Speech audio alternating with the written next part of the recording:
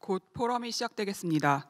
지금부터 과학기술인재 온라인 포럼 급변하는 미래 과학기술인재 육성 방안 제3회 포럼을 시작하겠습니다. 안녕하십니까? 저는 오늘 포럼의 사회를 맡은 한국과학기술기획평가원 인재정책센터장 주혜정입니다. 한국과학기술단체 총연합회, 한국과학기술한림원, 한국과학기술기획평가원은 4차 산업혁명의 본격 도래와 비대면 미래산업 성장의 가속화 등 급변하는 환경 속에서 혁신을 주도하고 미래를 이끌어갈 과학기술 인재를 어떻게 키워나가야 하는지 논의하는 자리를 공동으로 마련하였습니다. 지난 9월 10일 과학인 인재 육성을 위한 대학의 역할과 9월 23일 재직과학기술인 역량 강화 전략에 이어 오늘 마지막 시간에는 급변하는 사회에 차세대 인재가 갖춰야 하는 과학기술 역량은 무엇이며 이를 어떻게 확보할 수 있는지 미래 세대 기초 핵심 역량 제고 방안과 관련된 논의를 이어가도록 하겠습니다. 총 3회에 걸친 포럼을 통해 짚어본 과학기술 인재 육성과 관련한 다양한 이슈에 대한 논의 내용은 올해 수립 중인 우리나라 과학기술 인력정책의 최상위 범부처 계획인 제4차 과학기술 인재 육성 지원 기본계획의 수립 과정에 현장의 목소리로 반영될 예정입니다. 코로나 바이러스 감염증의 확산 방지를 위해 본 포럼은 청중 없이 진행되며 전 과정을 온라인으로 생중계합니다. 유튜브, 카카오TV, 네이버TV에서 한국과총을 검색하시면 포럼을 시청하실 수 있고 각 플랫폼 댓글창에 질문을 올려주시면 이를 모아 종합토론 시간에 답변을 드리도록 하겠습니다. 그럼 오늘 행사 주최 기관인 한국과학기술기획평가원 김상선 원장님의 개회사가 있겠습니다. 안녕하십니까. 한국과학기술기획평가원 원장 김상선입니다. 먼저 오늘 미래세대 기초 핵심 역량 제고 방안에 관한 온라인 포럼 시리즈에 함께해 주신 여러분께 진심으로 감사를 드리고요. 코로나19로 인해서 현장에 참석하지 못하시고 온라인으로 함께하신 여러분께도 진심으로 감사를 드립니다. 사회자께서 방금 소개해 주신 것처럼 정부에서는 매 5년마다 과학기술 인재 육성 기본계획을 수립해서 실천하고 있습니다. 내년부터 이제 4차 과학기술 육성 기본계획이 시작되는데요. 그 기본계획의 현장에 생생한 의견들을 반영하기 위해서 이번 포럼이 준비가 되었습니다.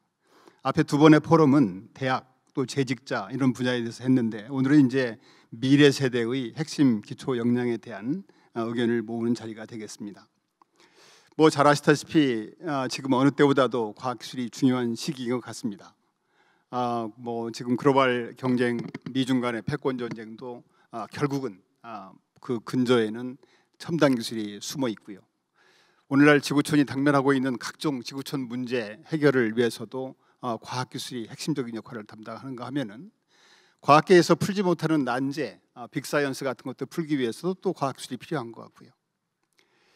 갑자기 금년 초에 다가온 이 코비드-19 팬데믹도 결국은 또 과학기술인 것 같아요. 해결할 수 있는 방안이. 그래서 이 과학기술이 이 글로벌 환경에서 너무나도 중요한 역할을 지금 하고 있다. 이렇게 말씀을 드릴 수가 있을 것 같습니다. 그런가 하면 국내로 들어오면은요. 국내 여건 속에서도 그동안에 정부에서 국가 과학기술이 제조업 경쟁력을 유지한 어떤 국가 경쟁력 제고 이런 것들이 중심이었다면 이제는 삶의 질이라든가 사회문제 해결이라든가 각종 어느 분야도 이제는 과학기술이 없이는 미래를 보장받을 수 없는 사회가 된 것 같습니다. 문화, 예술, 체육, 정치, 외교 모든 것이 그런 것 같습니다. 이렇게 과학기술이 중요한 시기가 되고 있는데 우리 미래 세대들이 정말 과학기술로 무장을 해야 되는데 현실로 보면은 학교 현장에서는 초등학교나 중학교에 가면은 수학을 포기한 학생, 수포자, 과포자 이런 학생들이 50%가 넘는다고 하고 있습니다. 참으로 안타까운 일입니다. 어떻게 보면은 정말 대한민국의 미래는 과학기술이 없이는 보장받을 수가 없고 또 과학기술을 지탱하는 게 과학기술인인데 그 과학기술을 짊어져야 될 우리 미래 세대들이 수학, 과학을 포기한다든가 이래서는 안 될 거 아니겠습니까?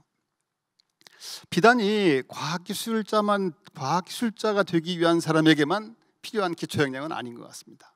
최근에 우리가 코비드-19 팬데믹을 보면은 가장 또 문제가 되고 있는 것이 디지털 전환에 따라서 디지털 디바이드 문제, 어르신들이라든가 이런 분들은 지금 잘 뭐 주문도 못 하시고 할 정도로 그런 문제가 심각한 문제가 대두가 되고 있고, 또 지금 우리가 살고 있는 환경이 꼭 과학기술자가 되겠다는 학생들에게만 그런 기초 역량이 필요한 것이 아니라 이 미래 이런 환경에 살아남기 위해서는 수학, 과학, 기초 역량이 모든 사람에게 다 필수적으로 요구되고 있다고 할 것입니다. 사실 이 쉬운 문제가 아닌 것 같아요. 어제 오늘만의 문제가 아닌데 어떻게 하면 이 문제를 앞으로 우리가 5년 동안 과학기술 기본계획 속에서 풀어나갈 것인가, 현재 지금 처해 있는 상황이 무엇이고 그동안에 제기된 문제가 무엇이고 또 이런 여건 변화에 따라서 어떻게 교육 방법을 바꾸고 어떻게 교육 환경을 바뀌어야 되는지, 이런 문제가 굉장히 중요한 문제인 것 같습니다.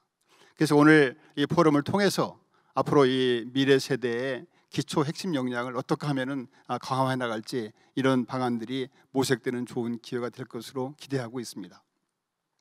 오늘 이 포럼을 통해서 포럼을 위해서 저희가 귀한 발제자 두 분을 모셨는데요.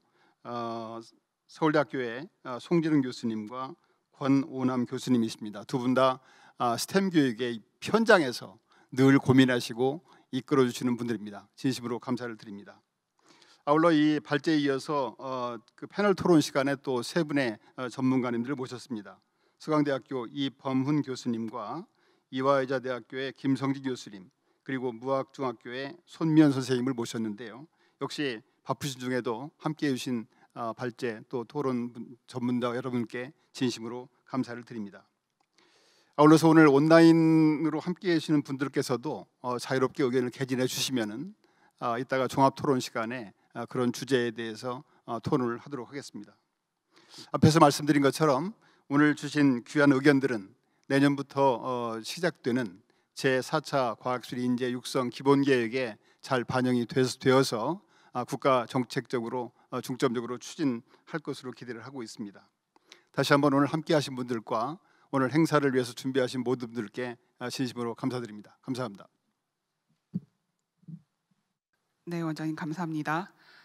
발제에 앞서 다시 한번 오늘 포럼의 일정을 간단히 안내해 드리겠습니다. 잠시 후부터 초중등생 수과학, 디지털 역량 확보 등 미래 혁신 교육 방향에 관하여 두 분의 주제 발표가 약 30분간 있겠습니다. 이어서 본 주제 발표에 관해 좌장님과 세 분의 패널 토의자를 모시고 지정 토론 시간을 가진 후에 발제자와 모든 패널 분들이 사전 질의 및 각 채널에서 올라온 실시간 질문에 대해서 답변하는 종합 토론 시간을 총 50여 분간 갖도록 하겠습니다.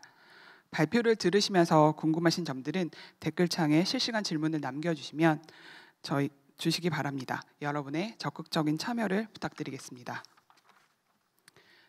그럼 이제부터 본격적으로 주제 발표를 시작하도록 하겠습니다. 첫 번째 순서로 송진웅 서울대학교 교수님께서 갈림길에 선 추격자, 우리에게 남은 과학 스템 교육의 선택지에 대해서 말씀해 주시겠습니다. 네, 방금 소개받은 서울대학교 물리교과의 송진웅입니다. 오늘 귀중한 자리에 발표를 하게 돼서 개인적으로 큰 영광입니다.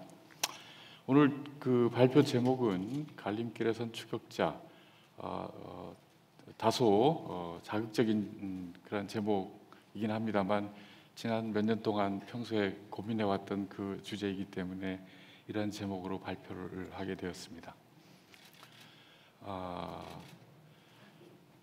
그런 말이 있습니다. 추격자에서 선도자로, fast follower에서 first mover로 어떻게 움직이는 건가. 우리가 지금 그런 위치에 와 있는 것 같습니다. 지금까지 열심히 달려왔고 이제는 어느 방향으로 가야 될지 고민해야 될 시점이라고 생각이 듭니다. 오늘 발표는 이런 문제의식을 가지고 그동안에 우리가 어떻게 해왔는가에 대한 리뷰를 먼저 하고, 그 다음에 현재 벌어지고 있는 21세기의 변화나 교육적 대응에 대한 말씀을 드리도록 하겠습니다.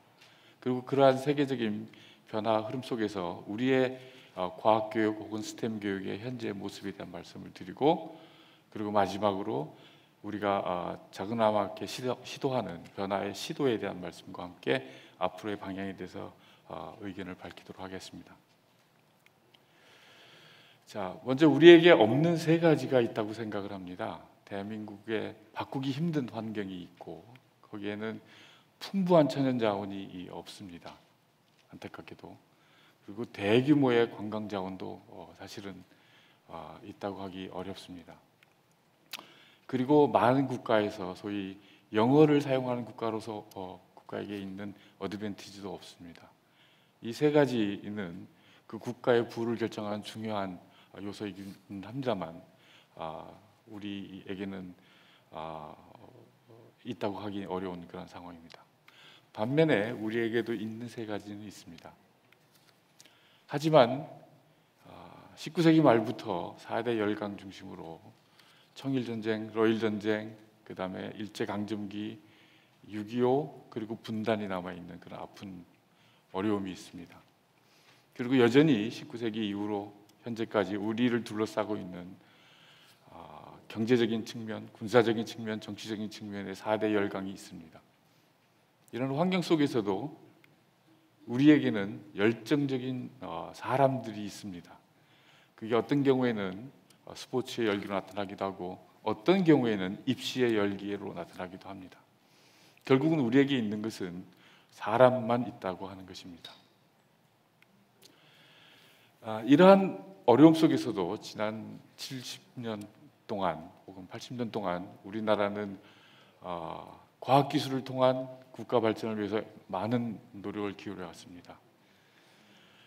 이공계 혁신을 위해서 대학의 이공계 혁신을 위해서 프로젝트를 수행하기도 했고 국립연구소를 세우기도 했고 또 여러 단체 과학기술 단체를 설립하기도 했습니다. 그러면서 그 과정에서 선진국 특히 미국이 어떻게 해왔는가를 꾸준히 열심히 쫓아서 노력해 왔습니다. 그리고 1980년대 이후에는 우리나라만의 교육을 위한 이공계 교육을 위한 여러 다양한 학교들을 세우기도 해왔습니다. 그리고 최근에는 새로운 교육 운동인 스팀 교육이라든가 과학교육 표준 같은 것을 만들어가는 노력을 이어오고 있습니다. 그럼 21세기의 변화의 모습과 교육적 대응에 대한 국제적인 모습을 다시 한번 살펴보도록 하겠습니다.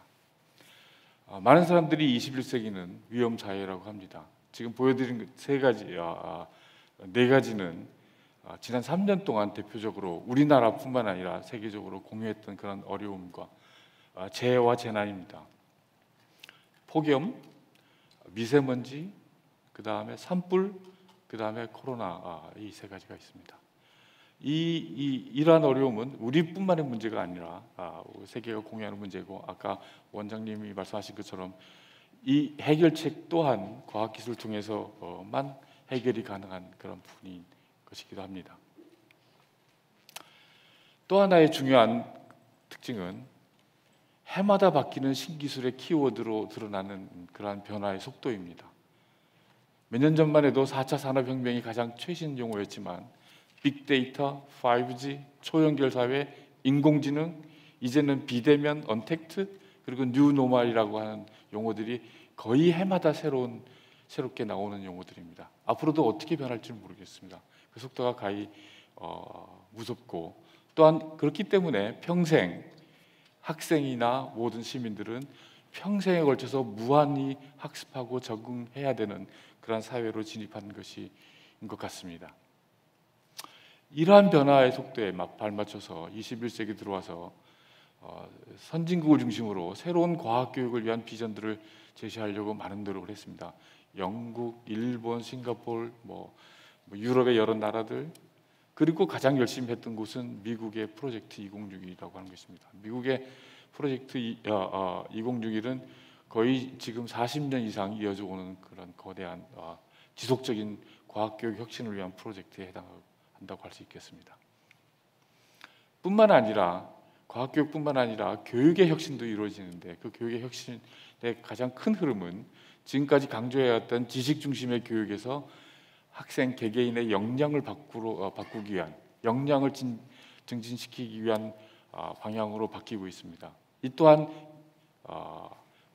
OECD와 같은 국제기구에서 혹은 각 국가들에서 역량을 새로운 교육 목표로 삼고 많은 노력을 기울이고 있습니다. 21세기의 스킬이라고 하는 이름으로 그것이 언급되기도 하고 4C, 7C 뭐 이런 방식으로 이야기되기도 있습니다. 싱가포르 같이 작지만 자기의 국가와 현실에 맞는 것을 찾으려고 노력하는 경우도 많이 있습니다. 그런데 이러한 일반 교육의 목표로서의 역량뿐만 아니라 사실은 어느 교과에서 어느 분야에서 어떤 역량을 키워야 되는 노력과 고민이 같이 이루어져야 된다고 생각을 합니다.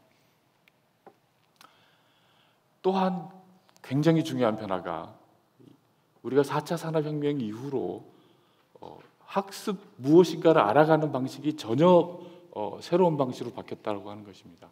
그래서 저는 가끔씩 4차 산업혁명 대신에 인류가 첫 번째 경험하는 학습의 혁명이다라는 의미에서 1차 학습혁명이라는 말을 쓰기도 합니다. 지금 보여드리는 이 그림은 화학을 공부하는 학생이 소위 인터넷을 통해서 접근하게 되는 다양한 학습 방식과 그 채널을 나타냅니다.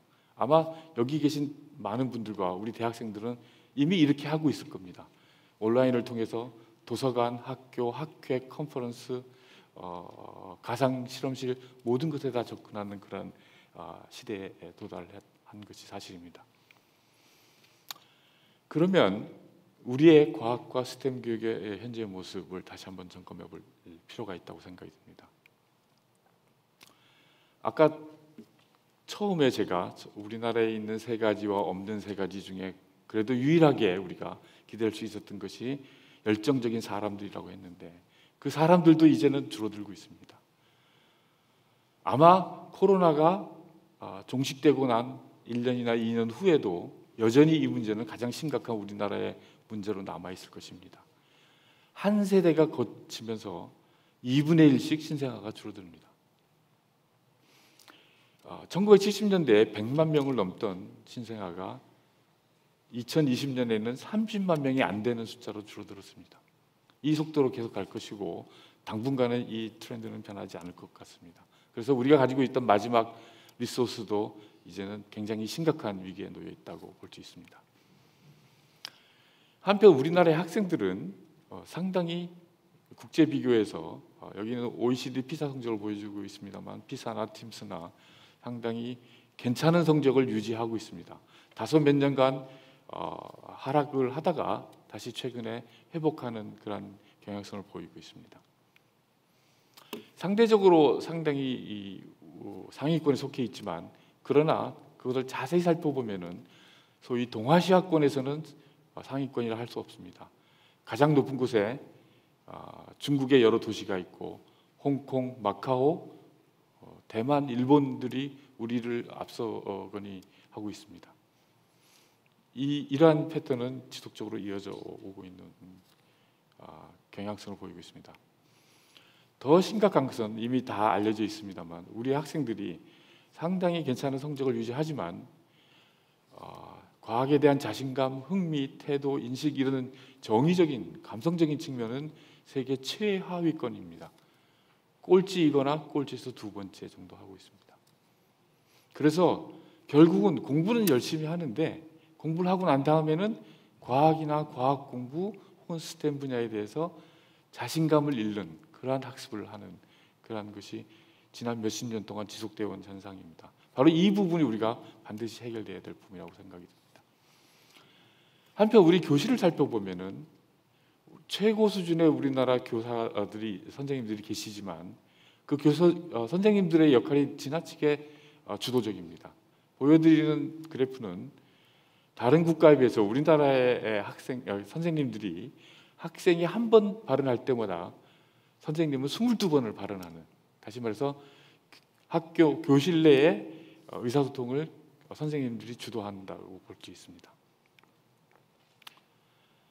최근 몇 년 전에 저희 연구실에서 한 학생이 연구한 것인데 학생들을 과학 수업을 잘 살펴봤더니 학생들이 예를 들면 100분 동안 무슨 일을 하는가를 잘 살펴봤더니 다양한 일을 합니다.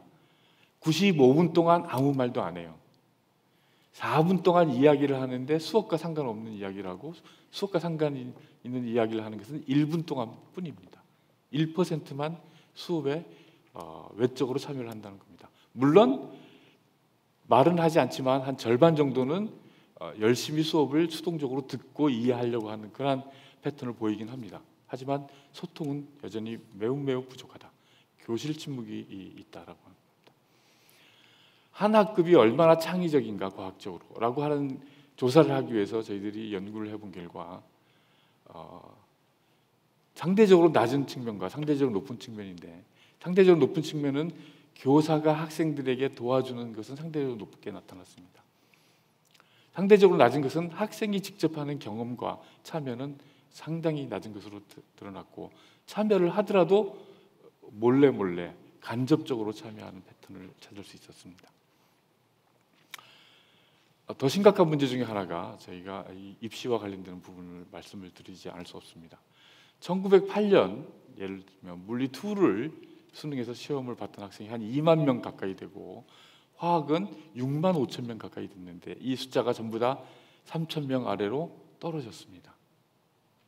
과학 내에서도 상대적으로 기초과학이라고 하는 물리학, 화학을 선택해서 공부한 학생보다 생명과학과 지구과학을 선택하는 학생이 월등히 많은 상황입니다. 물론 직접적인 비교를 할 수 없습니다만 미국의 AP의 경우에 몇 년 전 자료이긴 합니다만 물리학은 27만 명, 화학은 16만 명이 공부를 합니다. 하나는 공부를 하는 학생과 하나는 시험을 보는 학생이기 때문에 직접적인 비교도 하기가 어렵고 인구차도 굉장히 차이가 나서 어렵습니다만 분명한 것은 우리 학생들이 소위 높은 수준의 기초과학을 공부하는 것이 매우 낮다라고 하는 것입니다. 다행히도 우리나라에는 몇 가지 좋은 점이 있습니다. 다행스러운 게 여러 가지 일부 부작용이 있습니다. 그렇지만 우리나라에는 과학영재학교, 과학고등학교라고 하는 상당히 효율적인 미래 인재를 양성하는 시스템을 갖추고 있습니다. 그리고 저는 그것보다 더 중요하다고 생각하는 것 중에 하나가 한 10년 전쯤에 우리나라에 도입된 과학중점학교라고 하는 곳입니다. 일반 학교고 지금 현재 120여 개 학교가 지정이 되어 있어서 보통 학교와 똑같은데 그중에 과학 트랙을 선택한 학생들에게 매우 집중적인 과학을 공부시키고 그래서 전체 교육 과정의 45% 이상을 스템 교육 과정을 이수하도록 하는 그런 종류의 학교의 유형입니다. 매우 성공적인 시스템이라고 보고 있습니다. 이러한 과학에 특화된 학교가 있다고 하는 것은 그나마 다행이라고 할 수 있습니다. 마지막으로 최근에 우리가 시도하는 변화에 대해서 한번 짧게 말씀을 드리도록 하겠습니다. 세계의 흐름처럼 우리나라도 핵심 역량을 중심으로 교육과정이 바뀌었고 그게 2015 교육과정입니다. 기초교육과정에 해당하는 전교과에 걸친 6개의 핵심 역량이 있고 이거와 더불어서 과학교육도 많이 바뀌고 그중에서 특히 과학과에서는 교육 목표를 제1교육 목표를 학생들의 호기심, 흥미, 태도를 갖도록 하고 있습니다. 그리고 평생 동안 이렇게 급변하는 사회에서 평생 동안 과학기술을 공부하고 응용하는 그런 평생학습 능력을 길러야 된다는 것을 처음으로 포함시킨 경험이 있습니다. 또한 과학교육을 통해서 5가지 핵심 역량이 있고 지금 보여드리는 화면에 나와 있는 5가지입니다. 그 중에 붉은색으로 표시된 것이 소위 새롭게 강조된 그러한 교육과정의 역량에 해당하는 것입니다. 융합적 성격과 참여와 평생학습을 위한 핵심 역량을 많이 도입을 했었습니다. 뿐만 아니라 지난 한 5년 동안 한국과학창의대학과 과기부와 교육부가 협력하여 미래세대 과학교육 표준이라고 하는 것을 만들었고 거기에는 융합적인 지식뿐만 아니라 역량과 참여와 실천이라고 하는 점을 굉장히 강조했습니다. 특히 이 참여와 실천은 우리 학생들에게 부족했던 그 부분을 강조하고 더욱 부각시키기 위한 그런 장면에 해당하겠습니다. 역량 차원에 대한 설명을 있습니다만 시간 관계상 넘어가도록 하겠습니다.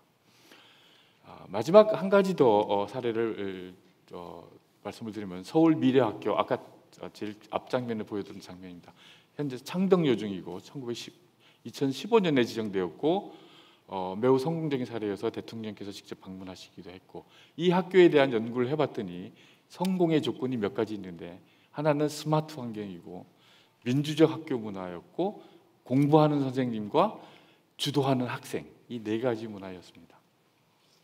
그리고 그 과정에 상당히 많은 부분이 우리가 소위 말하는 스템 교육의 혁신을 통해서 가능했던 분야였습니다.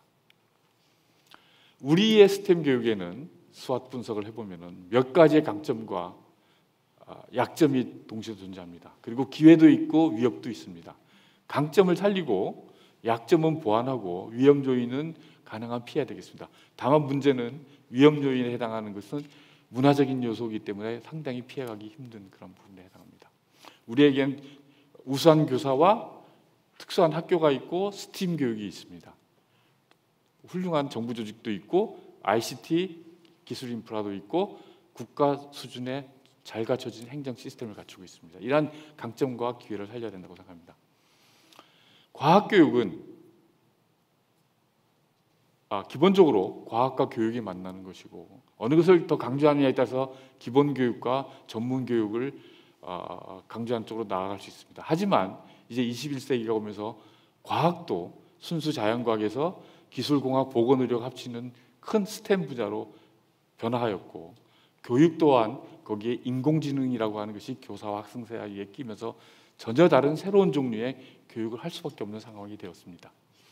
이런 의미에서 우리는 과학을 그냥 배우는 것에서 배우는 경험을 하는 것으로 균형 잡히고 통합적인 과학을, 그 다음에 학생이 스스로 문제를 찾고 솔루션을 찾는, 그리고 대학에서는 적극적으로 필요한 학생들에 대한 스펙을 요구하고, 여기 스펙이라고 하는 것은 무슨 말씀이냐면 전공에 맞는 그런 기초를 가지고 있는 학생들에 대한 요구도 해야 되고 입학 전에 필요한 교육도 적극적으로 해야 된다고 생각이 듭니다. 그래서 이제 우리에게 있던 조건, 특히 인재와 관련된 부분에 우리가 집중을 해야 된다고 생각을 합니다. 그래서 더 이상 미국을 쫓아갈 수만은 없는 상황입니다. 왜냐하면 여러 가지 면에서 다르고, 그리고 우리가 갖고 있는 상황이 또 다르기 때문에, 그래서 우리의 환경과 역량에 맞게, 그리고 우리의 목표가 맞게 스템 교육을 혁신을 해야 됩니다. 다행히 우리는 훌륭한 인프라와 훌륭한 사람들이 있습니다. 그룹들이 있습니다. 그래서 이러한 것을 잘 하면은 아까 앞에서 말씀드렸던 그러한 변화의 방향을 충분히 잘 해 나갈 수 있다고 생각을 하고, 그런 희망적인 생각을 가지고 발표를 마치도록 하겠습니다. 감사합니다.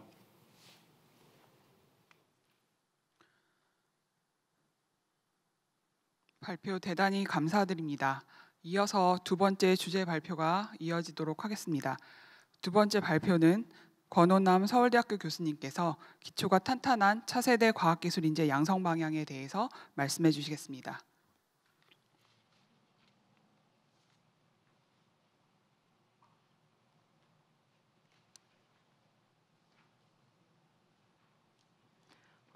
방금 소개받은 서울대학교 수학교육과 권호남 교수라고 합니다. 제가 오늘 발제할 내용은 기초가 탄탄한 차세대 과학기술 인재 양성 방안입니다. 저는 이 발제 내용을 다음과 같은 네 가지 순서로 말씀드리려고 합니다.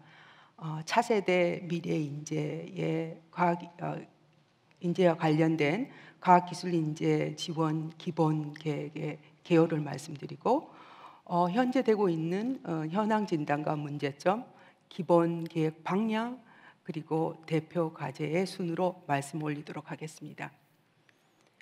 먼저 과학기술 인재 육성 지원 기본 계획은 매 5년마다 시행되고 있는 건데요.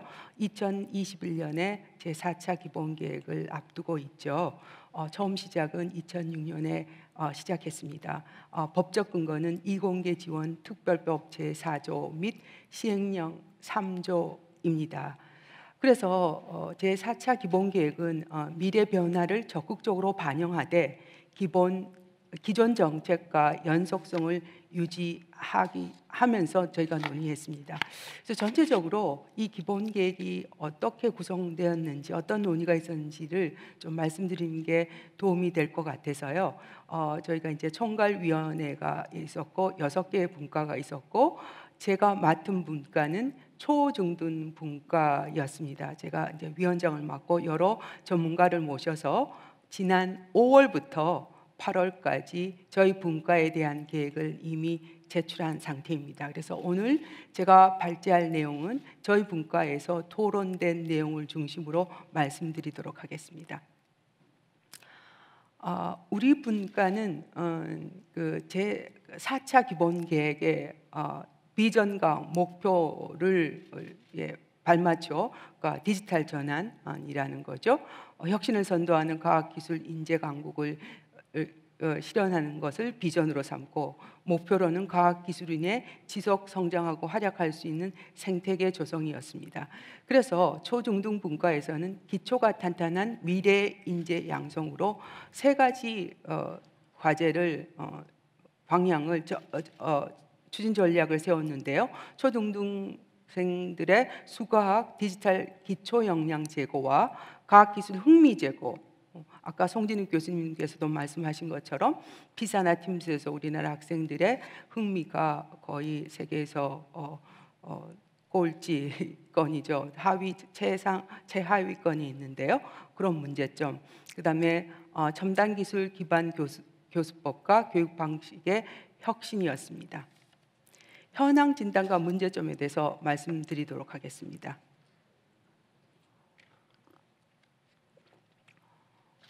요새 줌 수업이라고 말을 하는데요. 저도 지금 방금 줌 수업을 하고 오늘 이 발표장으로 왔는데요. 이 줌이 화상 회의 시스템이죠. 이 교육의 현장을 급격하게 변화하고 있습니다. 그런데 이 줌이 놀랍게도 2020년 4월에 발표한 자료를 보면 세계적인 7개의 에어플라이트보다 더 자산 가치가 높다라는 것입니다. 그래서 이건 반드시 교육의 문제가 아니라 산업 구조도 바꿔놓고 있는 것 같습니다. 그래서 우리는 지난 1학기에 코비드-19이 발발한 이후에 교육 현장에서는 개학을 4번이나 연기하였고요. 결국 온라인 수업으로 전환을 했습니다. 문제점은 혼자서 공부하는 학교인데요. 홍콩학교는 줌 학교가 부럽다. 즉 다시 말하면은 쌍방향 소통의 부재가 된 교육이었다라고 볼 수가 있을 것 같습니다. 그래서 결국 쌍방향 피드백이 가능한 수업을 적어도 주 1회 하라는 것이 9월 15일 교육부의 권고 사항입니다. 그 결과 학습 격차가 굉장히 커졌습니다. 피사는 매 3년을 주기로 OECD에서 수학과 과학 성취도뿐만 아니라 여러 가지 조사를 하고 있는데요. 교사 설문지도 있습니다. 교사 설문지에 과연 디지털 기기에 대한 활용에 대해서 실질적인 자원이 제공되는가라는 것을 질문을 했는데 OECD 37개 중에서 30% 하위권에 속합니다. 그래서 교육의 디지털 변화에 맞춰 학생과 교사의 디지털 리터러시가 필요한 때라고 생각이 듭니다. 이거는 3차에서도 지적된 문제이고 송 교수님께서도 말씀해 주셨는데 지금 우리나라는 심각한 인구 절벽 현상을 맞이하고 있습니다. 인구는 고령화되고 있고 생산 가능 인구는 감소하고 있으며 학령 인구가 감소하고 있습니다. 그거가 3차 년도에 발표했던 시기보다 예상보다 더 빨리 그런 현상이 일어나고 있습니다. 2015년, 즉 3차 계획이 된 첫 번째 해인데요.에 비해서 2020년은 수능 응시 인원이 19%나 감소를 했고 초중고 연도별 입학자가 5년 전에 비해서 12% 감소했습니다. 그래서 인구 통계학자가 예상하는 것보다 더 빨리 인구가 감소하고 있다는 것입니다. 뿐만 아니라 피사에서 우리가 그러니까 전체적으로는 상위권에 있습니다. 아까 말씀드린 것처럼 OECD에서 매 3년을 주기로 수학 국제성 지도를 비교하고 있는데요. 그런데 그 데이터를 좀 자세히 들여다볼 필요가 있습니다. 어떤 사실을 알 수 있냐면 이제 수준으로 나누는데요. 그 수준을 보면 피사 2012년 결과에 비해서 피사 2018년도에는 상위 수준이 감소를 했고 하위 수준은 증가를 했습니다.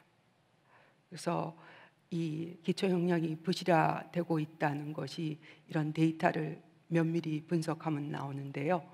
매 3년이 주기니까 내년이 피사 2021입니다. 는 어떤 결과가 될지 굉장히 걱정이 됩니다. 이 펀더멘탈 기초의 중요성, 수학의 중요성에 대해서는 사실 1회 포럼에서 안준무 서강대학교 교수님이 지적을 하신 바를 제가 그대로 가지고 왔는데요.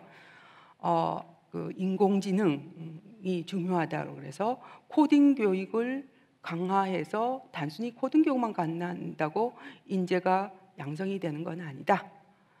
기본을 강화하되 융합의 찬스를 제공해야 된다. 펀더멘털 교육의 강화를 굉장히 중요시 하셨는데요. 저도 이 안 교수님의 말씀에 적극 100% 동의를 하는 바입니다. 그래서 왼쪽에 있는 이 벡터 인스티튜트라고 보면 수학인가 보다라고 생각이 드는데요.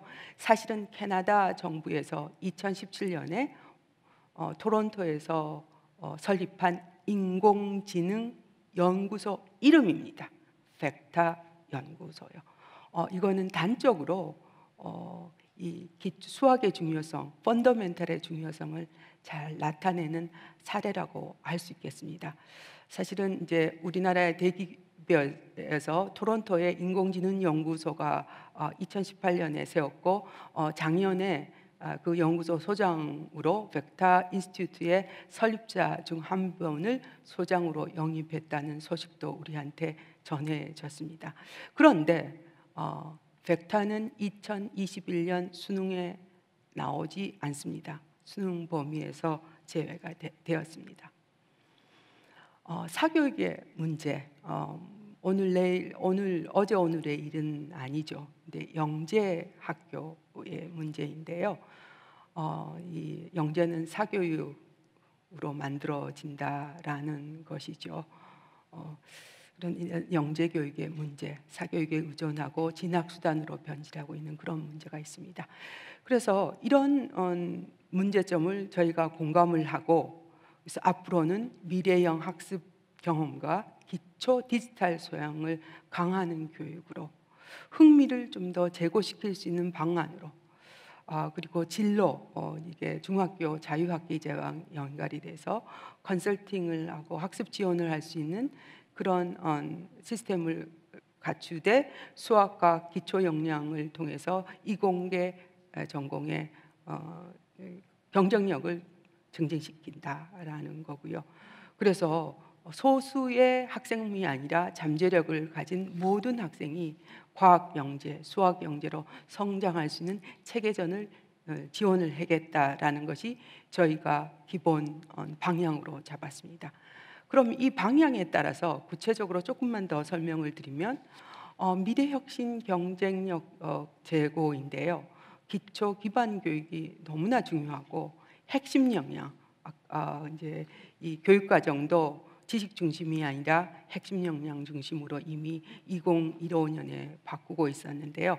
그래서 저희는 인재상 필수 역량을 소위 21세기 4C에 따라서 이렇게 정하고 그 인재들이 불확실한 미래 환경 변화에 대해서 유연하고 민첩하게 대응할 수 있는 인재 양성에 방점을 두었습니다. 실천 과제로는 3개가 있는데요. 디지털 역량 강화 및 미래형 과학기술 교육 인프라를 구축해야 되겠고 청소년 과학기술 분야 흥미 제고 및 진로 연계를 강화를 해야 되겠고 이공계 기초 역량 강화 및 과기 영재 개방형 발굴을 하고 교육을 해야 되겠다라는 것입니다. 그래서 이 추진 과제를 학생 면에서는 교원, 선생님들, 시스템, 인프라는 면에서 면밀히 검토를 한 후에 저희가 3개의 대표 과제, 우선 급한 지금 비대면 상황이 가지고 있는 우선 급한 3개의 대표 과제를 선정을 하였습니다. 3개의 대표 과제는 첫 번째로는 원스톱입니다. 원스톱, 초중등 과학기술 분야의 교육의 원스톱 지원센터를 설립을 했으면 좋겠다라는 거고, 두 번째는 비대면 교육 환경에서 사실은 학교에서는 초중등 교육에서는 아까 말씀드린 것처럼 쌍방향 교육이 거의 힘듭니다. 그래서 쌍방향 교육을 할 수 있는 그런 플랫폼을 한국형 플랫폼을 만들어야 되겠다라는 것입니다. 그리고 마지막으로는 과학 영재의 체계화 및 내실화를 계획해야 되겠다라는 3개의 대표 과제를 선정하게 되었습니다. 첫 번째 원스톱 지원센터는 저희의 아이디어는 다산 콜센터였습니다. 여기 가면 모르는 거 다 알려주죠. 그래서 여기에는 365일 24시간 상담 시스템이 있고 AI 체포 시스템이 있어서 언제나 어디서나 궁금하면 다 물어볼 수가 있는 거죠. 사실 이런 비슷한 샘플이 과학기술에서 영국에는 스템 허브라는 것이 있습니다. 그래서 우리가 생각한 원스톱은 교육 365 지원 서비스라고 일단 가칭을 세웠는데, 여기에는 학생과 교사와 전문가가 모두 다 연결이 될 수 있는 학습 도구도 지원해주고, 학습 도구를 올릴 수도 있고, 학습 컨텐츠를요 전문가가 진로 교육도 해줄 수 있는 그런 교육 365 지원 서비스를 생각하게 되었습니다. 또한 이제 과학기술 분야의 교육 허브를 생각해 볼 수도 있었습니다. 두 번째로는 비대면 환경에서의 과학기술 분야의 학습 효과 증진이라는 건데요. 비대면의 일상화, 디지털 경제 전환의 가속화로 인해서 미래형 디지털 교육 환경을 조성해야 되겠다라는 것입니다. 그것이 AI 기반 원격 기반 종합적인 플랫폼을 구축하는 것이죠. 그럼 여기서는 러닝 매니지 시스템이 다 되는 거고, 또 온라인으로 감독을 할 수 있는 소프트웨어가 중간에 있는 거, RP나 락다운 브라우저가 바로 그러는 건데요. 알렉스라는 이 AI 기반 시스템이 수학인데요, 미국에서 하고 있는 겁니다. 이런 것을 모델로 삼아서 한국형 원격 학습 플랫폼을 만들어야 되겠다는 거고요. 거기에 발맞춰 이제까지 과거에서 할 수 있는 그 수업의 교육의 방법이 지식 전달에서 역량 개발로 가야 되겠다는 것입니다. 우리가 많이 해제되고 있는 대학 혁신의 아이콘 미네르바입니다. 미네르바에서의 교육 목표는 4C를 하고 있고, 오른쪽과 같이 저러한 인재상을 가지고 수업을 하고 있습니다. 모든 것이 온라인으로 이루어지고 있죠. 그 다음에는 사실은 이번에 가장 힘들었던, 대학에서도 힘들었던 거가 이론 수업보다는 실험 실습 수업이었습니다. 그래서 이런 실험 실습 수업을 가상 실험실, 실감 콘텐츠 뭐라고 표현을 하죠. 가상 현실이나 증강 현실 혹은 혼합 현실을 한 실감 콘텐츠가 이미 개발이 돼 있고, 저기 있는 거는 호주에 있는 캔버라 그래머 스쿨에도 지금 하고 있는 건데요. VR 증강현실로 해부학을 공부한다던가 하는 실감 콘텐츠를 개발이 필요한 과제라고 볼 수 있겠습니다. 그러면 제가 지금 3개의 대표 과제를 다시 한번 요약드리면은 미래 모습이 이렇게 바뀌지 않을까. 원스톱 지원센터가 설립이 되면 과학기술 분야 학습에 대한 교육 참여자의 고민과 어려움을 통합적으로 지원하게 되지 않을까라는 거고요. 비대면 교육의 시스템 규칙 및 활성화를 하게 되면 이 과제의 두 번째 과정인데요. 과학기술 분야의 학습 효과를 증진할 수 있는 방법이 되지 않을까. 세 번째는 이 사교육 의존이죠. 영재 교육과 관련된 미래의 모습은 잠재력을 가진 학생이 과학 영재로 성장할 수 있도록 체계적으로 지원할 수 있지 않을까라고 저희 위원회에서 세 개의 대표 과제를 선정하게 되었습니다.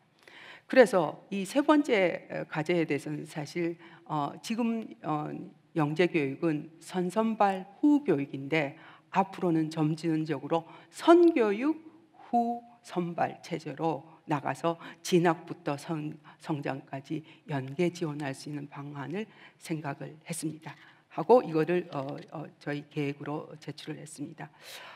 그러면 이런 좋은 계획이 아이디어 수준이긴 하지만 실제적으로 실행력이 있으면 어떻게 해야 될까를 제가 고민을 했는데요. 사실 이 4차 기본계획에 보면 법적 근거가 초중등생이 법적 근거가 조금 미흡합니다. 초중등생 이공계 지원 특별법에는 과학 영재가 주로이고요. 초중등 내용은 약간 대상이 조금 불분명합니다.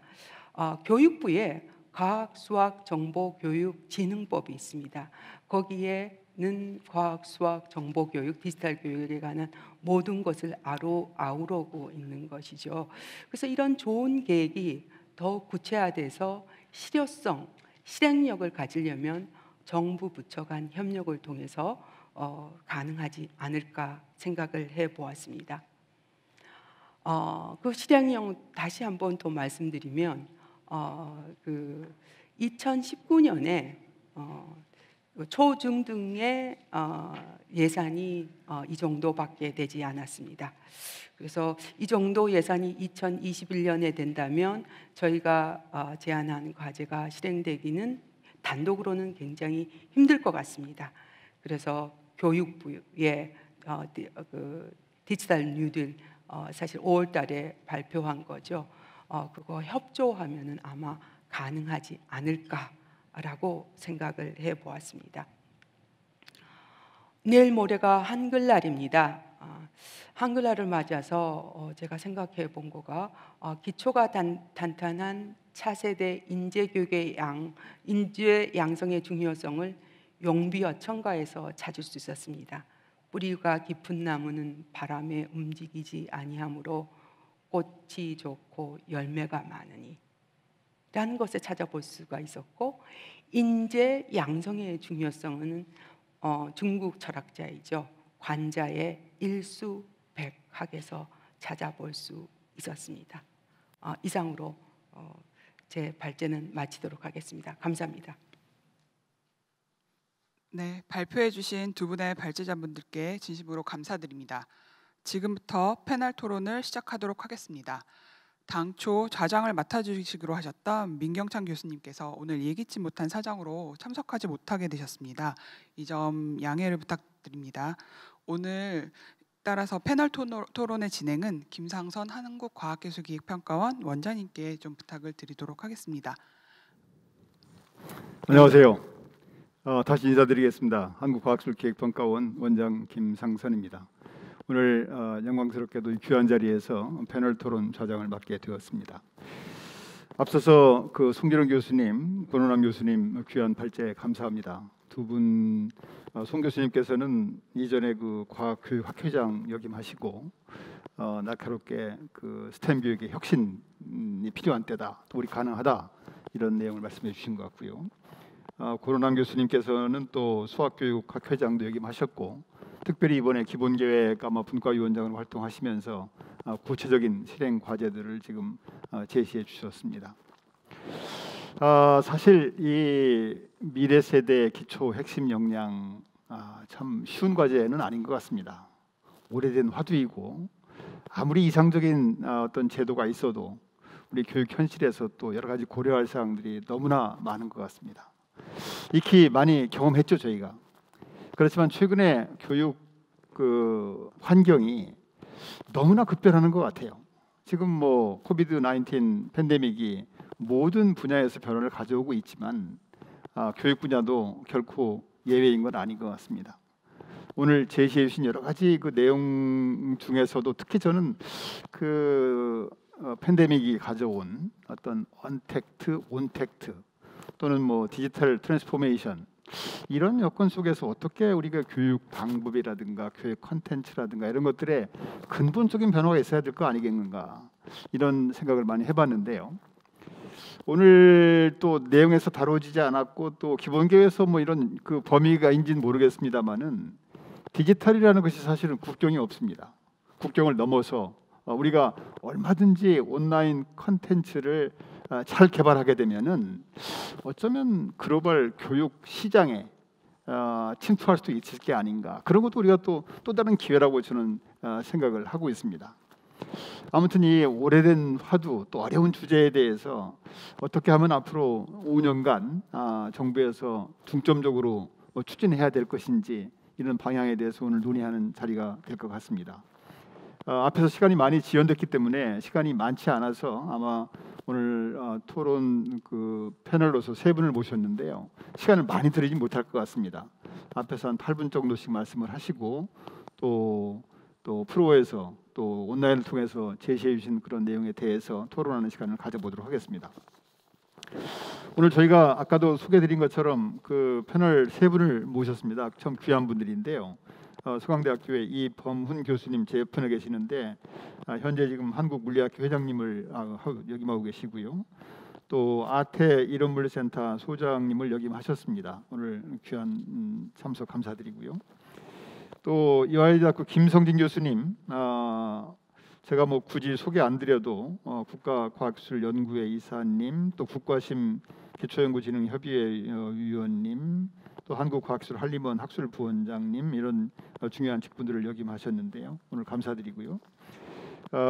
무학중학교의 손미연 선생님께서는 특별히 2016년도에 올해 과학교사상을 받으셨고 현재도 국가과학기술자문위원회 그 미래인재특별위원회 위원님으로 활동하고 계시고 아까 김 교수님께서 소개해 주신 그 과학기술 인재 기본계획안 분과위원으로도 참여하셔서 좋은 말씀들을 많이 주셨습니다. 그러면은 첫 번째로 이범훈 서강대학교 교수님을 모시겠습니다. 교수님께서는 아마 대학에서 그 이공계 학생들의 어떤 수학, 과학 기초 역량의 저하 문제라든가 또 미래 세대 교육에서 어떤 점들이 좀 더 강화되고 보완될 것인가 뭐 이런 내용 중심으로 말씀을 해주시겠습니다. 부탁드리겠습니다. 네. 스템 교육 그리고 기초가 탄탄한 차세대 과학기술 인재 양성 이런 발제를 해주셨는데 잘 경청했습니다. 발제가 컨텐츠에 초점을 맞추었다면 저는 이 좋은 컨텐츠가 어떻게 교육제도를 통해서 실질적으로 잘 구현될 수 있을지 하는 그런 면에서 의견을 개진하고자 합니다. 교육의 주체는 편의상 우리 고등학교와 대학에 한정해서 좀 생각을 해보겠습니다. 우선 고등학교의 수학과 그리고 과학 교과 과정의 변화는 한마디로 초기의 획일화된 교과 과정에서 벗어나서 선택 과목을 확대하는 방향으로 달리 말하면 선택형 교육 과정으로 개편되어 왔다라고 할 수 있겠습니다. 그러면 과연 학생의 적성과 진로에 따른 선택형 교육 과정 속에서 수학과 과학의 교육은 처음에 의도했던 바 그대로 기초와 핵심 역량이 강화되었는가 하는 그러한 질문을 던져보게 됩니다. 결론적으로는 수학과 과학 교육은 기초 역량의 저하라고 하는 문제를 보여주었다는 점입니다. 왜 이런 결과가 나왔을까요? 이는 당연히 고교 교육과 대학 입시에 밀접한 그 관련이 현실적으로 존재하기 때문에 거기서 기인한 것이라고 보겠습니다. 선택형 교육 과정에서는 선택의 기준이 학생 개개인의 적성 그리고 향후 진로에 따라서 이루어져야 되겠죠. 그것이 이상적인데 현실적으로는 대학 입시를 위해서 그것만이 거의 굉장히 중요하게 작용함으로써 과학이 고등학교에서 골고루 본인의 적성과 진로에 따라서 주어지는 것이 아니라 일부 영역만으로 학생들이 선택적으로 수강하는 일이 일어나고, 대학 시험에서 송 교수님 발제에서도 이게 나왔습니다마는 일부 과학 과목만을 선택하여 치르기 시작해서 이공계 대학에 입학한 학생들의 그 기본적인 수학 능력의 편차가 굉장히 심각하게 다양화되어 있고 저하되는 현상이 나타나게 되었습니다. 이로 인해서 심지어는 제가 물리학을 전공하고 있는데요, 물리 전공 신입생들 중에서도 고등학교에서 물리를 제대로 이수하지 않은 학생들이 출연하게 되었던 것입니다.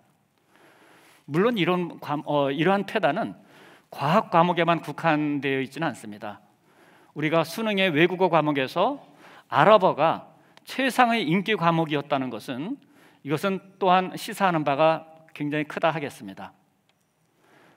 이러한 진단을 바탕으로 몇 가지 제언을 해보고자 합니다.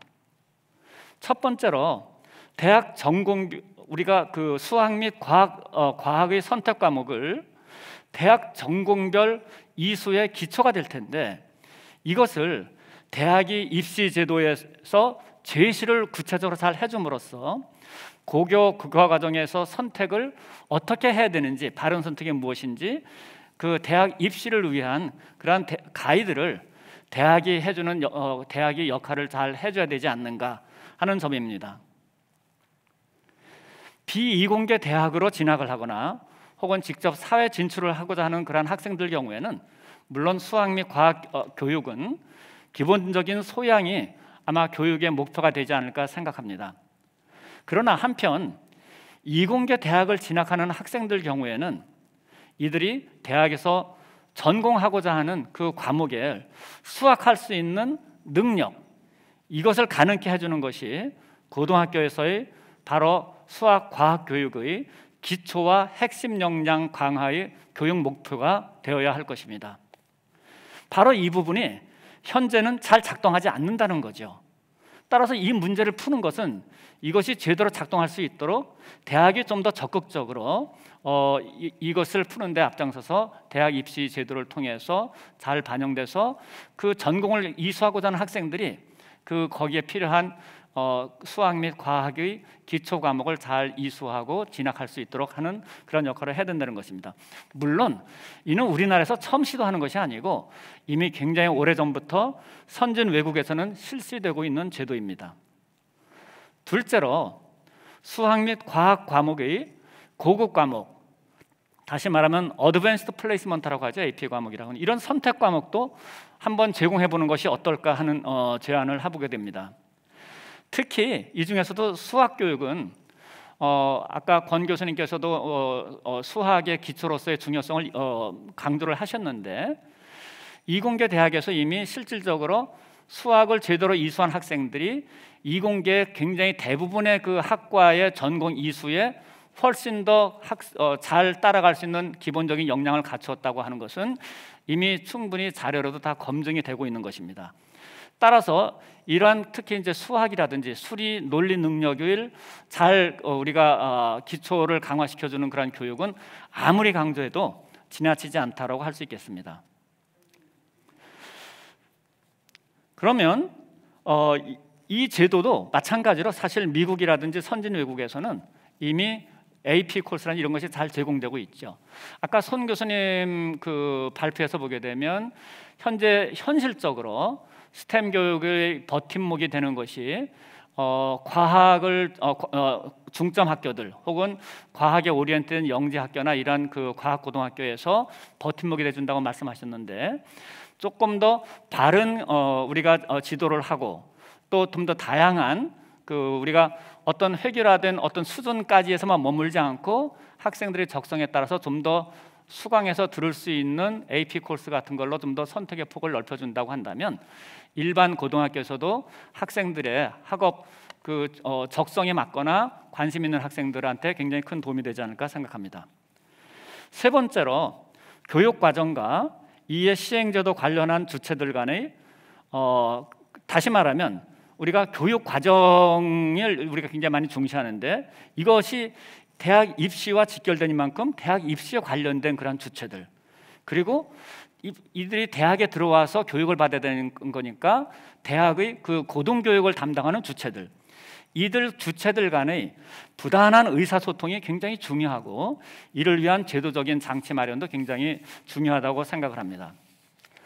권 교수님께서도 보여주신 바에 보게 되면 우리가 이제 과학기술기본법이 있어서 범정부적으로 과학기술하는 부처들 간의 협력을 기대할 수 있게 되었지만 적어도 현재는 교육부와 과기정통부 간의 수학 및 과학 교육을 위해서 상호 협조가 정말로 잘 이루어지고 있는지 저로서는 확신하기가 굉장히 어렵습니다.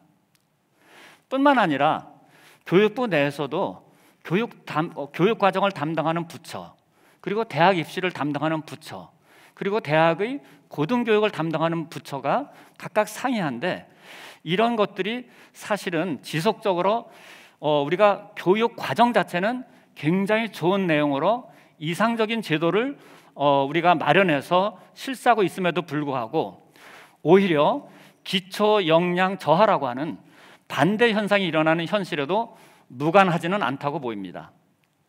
물론 현재도 국가교육위원회를 비롯해서 다양한 조직이 있지만 이러한 현재 존재하는 조직은 다양하게 교과 과정이라든지 입시라든지 그다음에 대학에서의 교육 등 관련한 주체들의 모든 의견이 다양하게 반영될 수 있는 채널로서 구성되어 있다고 보여지지는 않습니다. 정말로 우리가 수학 및 과학 교육이 정말 제대로 잘 정착하기 위해서는 관련된 그 범정부적인 그 채널이라든지 혹은 고등학교의 현장 그리고 대학 이런 다양한 그런 측면의 의견이 담아질 수 있도록 하는 의사소통 채널, 이것을 다시 한번 굉장히 강조하고 싶습니다. 네 번째로 2020년 새로운 과학기술 인재 정책과 아울러 교육과정에 관련하여 기존의 정책과 교육과정에 대한 효과 분석의 중요성입니다. 한번 예를 들어보죠. 현재 시행 중인 것이 2015년 개정 교육과정인데 소위 문이과 통폐합, 이걸 통해서 그리고 아까 송 교수님 그 강조하신 것 같이 핵심 역량을 강화시키는 그런 그 중심의 교육과정으로서 지금 실시 중에 있죠. 그런데 이 교과과정이 2015년 개정 교과과정이 지금 제대로 잘 되고 있는지 어떤지 자료를 우리가 알 수가 없어요. 그 이유는 자료가 없다기보다도 2015년 개정 교과과정으로 처음 이것을 배워본 학생들이 현재 고3에 이르렀죠. 따라서 이들이 고등학교 교육을 마치고 대학에 들어오는 것은 내년 2021년도가 첫 번째로 대학에 입학하는 겁니다. 따라서 우리가 고등학교에서 2015년 교과과정 그것은 상당히 사실 핵심 역량 강화라고 하는 굉장히 좋은 목표로 굉장히 좋은 그 교과과정을 우리가 마련했는데 실질적으로 현실적인 수능 제도와 또 이를 통해서 이들이 대학에 왔을 때 과연 이공계의 수학 능력이 많이 향상되었는지 어떤지에 대한 그 평가는 아직은 너무 시기상조예요. 그런데 지금 현재 우리가 논의하는 것은 다시 우리가 교육 관련한 우리 여러 이제 부처를 중심으로 차후 어떤 교육 과정을 우리가 마련해야 되는지 하는 논의가 진행 중인 걸로 알고 있습니다. 그러니까 우리가 계속 이상적인 제도를 우리가 이렇게도 해보고 저렇게도 해볼 수 있겠지만 새로운 제도를 우리가 한번 시도하기 위해서는 반드시 그 이전에 있었던 제도에 대한 면밀한 효과를 분석하고 장점은 계속 살리고 단점은 우리가 보완하는 쪽으로 가지 않으면 결코 우리가 그 악순환의 고리에서 벗어나기는 어렵지 않을까. 따라서 이러기 위해서는 교육이라고 하는 것이 교과과정이 1차적으로 이들이 고등학교에 들어왔을 때 이 학생들을 어떻게 교육하실 것인가가 1차적이지만 이들이 대학에 들어와서 제대로 대학에서의 전공을 수학할 수 있도록 되는 것인지, 그리고 이들이 나중에 그 졸업 후 산업계 혹은 과학기술계 현장에서 정말로 우리가 바라는 차세대 인력으로서의 역할을 다하는지 전 주기적인 검토가 필요하고, 따라서 이러한 그 우리가 효과 분석에는 해당되는 고등교 교과과정만이 아니라 대학과 그다음에 일반 우리 산업계와 여러 가지에서 모든 주체들이 그 다 의견들이 다 들어오고 자료들이 분석된 그렇게 될 때에만 비로소 성공을 할 수 있지 않을까 생각을 합니다. 따라서 우리가 이러한 그 기존 제도의 분석 그리고 분석을 할 때는 교육이라고 하는 캐러고리에만 머물 것이 아니라 수학 및 과학에 있어서는 관련된 대학 및 일반 산업계 이런 데서 모든 자료들이 혹은 여러 가지 의견들이 같이 반영될 수 있는 채널로서 분석을 할 때 비로소 우리가 차세대의 교육 제도와 그다음에 인재 양성의 바른 방향을 설정할 수 있지 않을까 생각을 합니다. 여러 더 드리고 싶은 말씀이 있지만은 그것은 다른 이제 패널께서 말씀하시는데 추후에 시간이 있으면 더 하도록 하겠습니다. 감사합니다. 네, 감사합니다. 시간 잘 주셔서 감사드리고요. 말씀해 주신 네 가지 사항에 대해서 전적으로 공감하는 굉장히 중요한 사항들을 말씀해 주셨습니다. 그중에서 특히 아마 이 기본 계획이 특정 부처만의 계획이 되면 안 된다. 과학기술정보통신부에서 물론 중점적으로 하고 있습니다만은 교육부에서 유기적으로 같이 참여를 해서 같이 연동이 되고 실천이 되는 계획이 돼야 되겠다 하는 점에 저는 좀 공감이 가는데요. 말씀해 주신 내용 중에서 특히 저도 학부형양 한 사람이니까요. 특히 공감이 가는 건 이 입시하고 연결되는 게 문제다. 저는 그렇게 생각합니다. 그러니까 이 중고등학교 교육이 입시에서 자유로워야 된다. 쉽지 않죠, 사실은. 그렇다면 입시로부터 자유로울 수가 없다면은 미국 같은데 저명한 대학에서 그 학교에서 요구하는 게 있거든요, 이렇게. 그러니까 SAT를 보면 SAT 2에 우리 대학은 케미스트리 2라든가 피직스 2라든가 그 요구 사항이 있어요. 자기들이 필요한 역량이 그렇게 제시함으로 해서 그 학교 또 그 전공을 지망하고자 하는 학생들은 그걸 하게 한다든가. 저는 아무튼 굉장히 중요한 문제 같아요. 그렇지 않으면은 대학 입시에서 고등학교 학생들의 성적을 반영하는 율이 대폭 올라가게 되면은 미국에서 그 GPA라고 하는 건데요. 그렇게 되면은 고등학교에서 하는 것들을 학생들이 무시 못하지요. 그러니까 고등학교에서 받는 수업이 무시되면 안 되는 거죠. 그래서 아무튼 입시랑 굉장히 밀접하기 때문에 이 문제가 사실 어제 오늘 제기된 문제가 아니고 굉장히 오래전부터 제기된 문제이다 보면 어떻게 이번 기본계획 속에서 이렇게 제기되는 문제를 완전한 답을 제시할 수는 없지만 조금이라도 해결 방안이 좀 제시가 좀 반영이 될 수 있으면 좋지 않을까 그렇게 생각을 해봅니다. 그 후에 AP 과목에 대한 제공해서 선택기를 넓힌다든가 다 공감을 합니다. 이게 중요한 말씀 감사드립니다. 다음에 김성진 교수님 모시는데요. 우리 김 교수님은 제가 많이 이렇게 과학기술 토론회 가보시면은 굉장히 날카로우세요. 아주 예민한 지적들을 많이 해주시는데 오늘 또 많은 토론 부탁드리겠습니다. 부탁합니다. 네, 저 김성진인데요. 네, 주제 발표를 잘 들었는데요. 아까 그 물리교육 하시는 송진웅 교수님께서 우리가 있는 게 이제 인재밖에 없는데 그거를 잘 이제 인재를 활용해야 되는데 여기 이제 집중해야 된다 이런 뜻인데 우리가 이제 인구가 많을 때는 그냥 40%만 고등학생 중에 대학 가고 나머지 60%는 재수도 하고 여러 가지 우리나라에서는 이제 인류대학에 진학하는 것이 굉장히 많은 나머지 인생에서의 가장 중요한 팩터라고 우리가 이제 계속 그렇게 그런 상황이었거든요. 그래서 60% 남는 사람들이 이제 계속 더 좋은 학교에 가기 위해서 입시를 하고 이렇게 해서 이제 지금까지는 그렇게 살아왔지만 인구가 이제 계속 줄게 되니까 이 인구가 그렇게 많지 않으니까 낭비할 인구가 없다. 가진 거는 인구밖에 없는데 이 젊은이들이 너무 그 숫자가 적으니까 교육을 효율적으로 시스템을 더 혁신을 해서 인재가 낭비되는 일이 없도록 하는 게 이제 국가를 위한 가장 중요한 일이라고 생각하고요. 또 오바마 대통령이나 이렇게 미국 대통령들 보면은 그냥 쉽게 얘기할 때 대한민국은 되게 학부모들이 교육에 열의가 있는데 미국은 너무 열의가 없다. 대한민국을 본받아야 된다. 이런 교육에 대해서 얘기를 자주 하는 걸 들었는데요.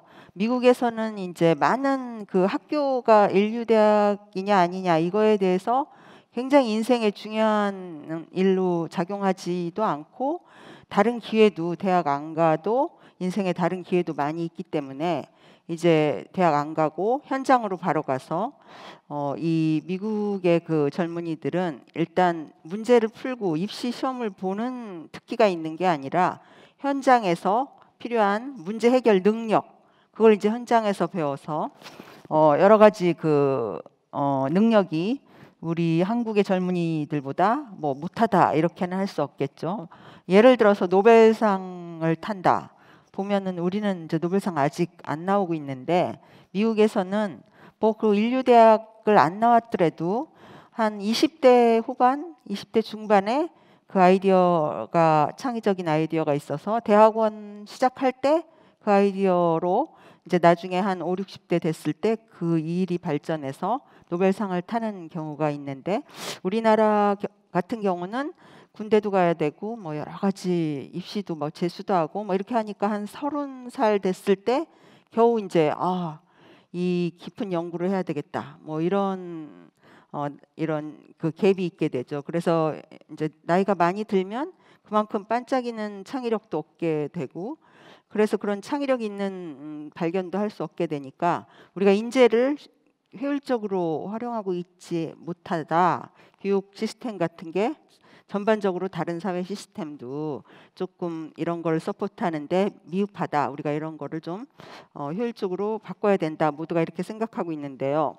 요즘에는 이제 그 소프트웨어나 AI 이런 거 그다음에 코로나 때문에 뭐 디지털을 활용한 교육이 되게 중요하게 됐는데 우리나라가 마침 디지털에서 이제 그 세계적으로 아주 강국 1등인 나라가 됐는데요.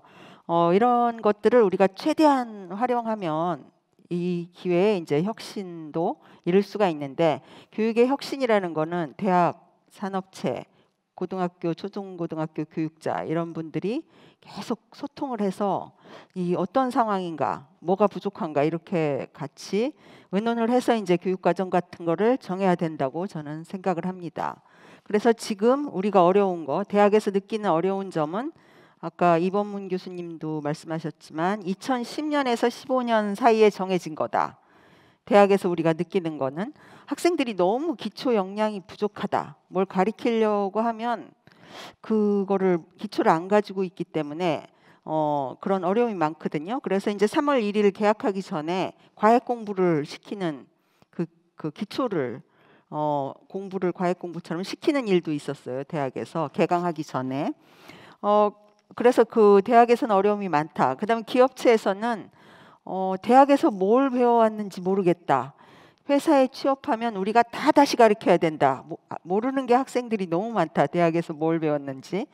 그래서 이제 교수로서 그 사회에서 필요한 걸 우리가 못 가르친 건가 이렇게 자괴감도 느끼게 되는데 이제 어떤 국제적인 글로벌 예를 들어 우리가 말하는 그 퍼스트 무버가 되는 기업들에서 우리가 생각하는 인재상은 무엇인가 그런 것들을 이제 얘기하는 거를 제가 국외에서도 듣고 국내에서도 들었는데 이제 컨퍼런스 같은 데서 반은 아카데미아, 반은 산업체 사람들인데 자기네가 요구하는 인재상을 이제 글로벌 기업들이 얘기하는데 첫째, 기초가 탄탄한 사람을 원한다.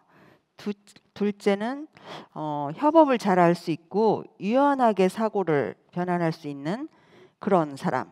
그러니까 항상 협업을 해야 되니까 이렇게 팀으로 일하다가 또 저렇게 팀으로 일하다가 뭐 이런 거고 자기가 일했던 분야가 싹 사라지고 그 다음 해에는 다른 새로운 이제 부서가 생기고 그럼 그걸 또 다시 만들어야 되고 이러니까 굉장히 유연하고 협업이 가능해야 된다. 그리고 이게 인재이려면은 기초가 일단 탄탄해야 된다. 제가 말하는 기초라는 거는 수학적인 능력. 그다음에 저는 화학을 전공하는데 물리적인 그 사고방식이나 그런 것들 기초라고 하는 것들을 이제 충분히 대학에서 깊게 공부를 한 학생들이 이제 글로벌 기업에 가면 끝까지 살아남는다.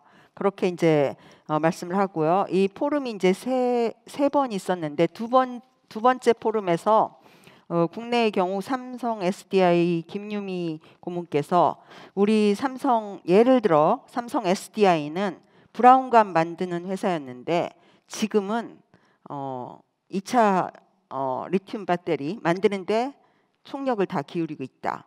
그러니까 브라운관 만드는데 들어왔던 인재들을 그 배터리 만드는데 그러면은 싹 다 갈아 끼워야 되냐? 그건 아니다. 그 다음에 AI, 그 다음에 소프트웨어가 되게 중요한데 그럼 이 사람들 다 내보내고 파는 AI나 소프트웨어 하는 인재를 구해야 되냐? 근데 그런 인재는 구할 수가 없다, 갑자기. 그래서 이제 학교에서는 없는 영역을 만드는 그런 역할을 하지만 기업에서는 나온 거를 현장에 적용하는 일을 해야 된다. 학교에서 할 수 없는 게.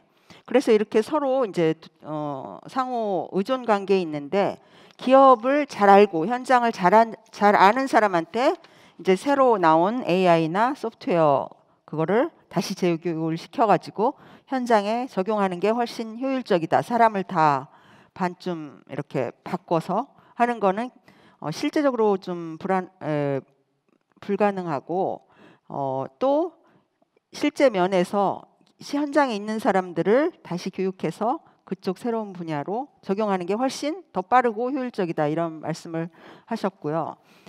그래서 이제 저는 대학에 있는 사람으로서 그 학생들이 너무 뭘 가르치려고 하면 아는 게 없는데 이게 하나도 그 기초가 없다. 그래서 보면은 이런 거 문이과 교차. 그러니까 문과 사람이 이과에 온 거죠, 학생들이. 그러니까 수학이나 과학을 선택을 좀 이제 기초만 듣고 우리 대학에서 필요로 하는 거는 들은 적이 없는 거예요. 왜냐하면은 대학 입시에서 문과 위주로 선택을 해서 아까 아랍어과 얘기도 했지만 쉬운 거를 선택을 해야지 점수가 잘 나오고 그다음에 이공계에서 문과도 뽑고 그러니까 그들이 더 이공계라고 생각 안 하고 그 고등학교에서 문과 위주로 공부한 사람들이 더 많이 들어온 게 된 거예요. 그래서 이제 예를 들어서 어떤 교수가 저한테 이제 통계학과 교수인데 학생이 한참 얘기하다가 선생님 책에 이렇게 돼 있는 표시가 있는데 이거는 뭐예요? 이렇게 물어봤다는 거예요. 그래서 그 학생이 이제 미분적분을 처음 보는 거예요. 근데 대학에 와서 제일 먼저 배우는 게 기초로 미분적분. 누구나 다 배워야 되는 거예요. 근데 그런 거를 고등학교에서 배울 그 기초가 안 돼 있는 학생이 오니까 이제 다시 과외 공부식으로 개강하기 전에 교수가 가르쳐야 된다. 근데 이제 그런 게 현실적으로 쉽지가 않으니까 대학에서는 너무 어렵다. 그래서 이 모든 것이 입시 때문에 이제 생기는 것들도 있으니까 그렇고 그다음에 제가 화학을 전공하지만 화학에서 기초라는 거는 많지가 않아요. 저는 화학과에 오는 사람이 수학을 잘했으면 좋겠어요. 화학이라는 건 대학에 와서 배워도 되고 그리고 이제 대학에 오면 자율적으로 자기가 뭘 들을지 이렇게 자기주도 학습도 가능하고 팀워크도 가능하고 실험을 통해서 계속 토론을 통한 뭐 보고서 작성해서 내는 거 이런 것도 가능하니까 고등학교에서는 정말 과학이라는 게 그냥 교양으로 기초라는 거를 보편 교육으로 생각을 해서 학생들이 그거를 흥미를 끌 수 있게 너무 깊게 안 하더라도 기본을 조금 다 배울 수 있는 학생들이 문과건 이과건 그냥 우리나라에서 살아가기 위한 교양이다 이렇게 생각할 정도로 보편화시켜서 과학을 필수적으로 들을 수 있게 그렇게 해서 뭐 문과 이과 교차가 되더라도 대학 와서 여러 가지 이제 자기에 맞는 수준의 수업을 들으면 자기가 그걸 충분히 따라갈 수 있게 어떤 기본은 돼 있는 그런 교육 과정을 우리가 이제 만들면 좋을 것 같아요. 고등학교에서. 그리고 우리가 이제 기업체에 부응하기 위해서는 대학에서는 기업체 분들하고 많은 소통을 통해서 그 기업체 분들도 수학하고 물리를 탄탄하게 해달라. 그러면 우리는 그거 가지고 유연하게 그 시장에 대응해서 그들하고는 갈 수가 있다.